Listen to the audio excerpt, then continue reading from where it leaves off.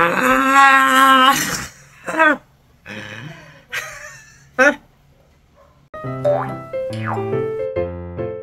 What's up? Happy weekend! Gusto ko lang i-share yung iniinom ko yung umaga. Yung sampasap-palupan. Kaya umiinom ako noon tuwing bago kumain or pag nagpa-fasting ako. Yun lang ang iniinom ko. So far, talagang maganda siya sa katawan. Wala yung pananakit ng ulo ko. Tingin ko pati high blood nawala eh. So, yun. Kaya umiinom ako.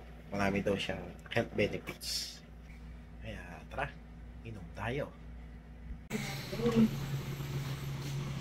Anong tawag dito? Sampal-sampalukan? Kailangan inumin muna bago kumain. Yan. Tignan natin.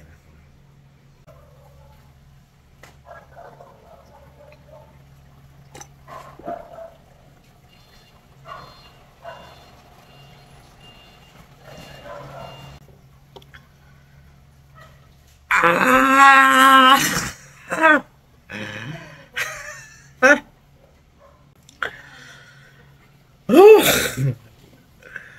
Kumakapit sa dila. Ang pait.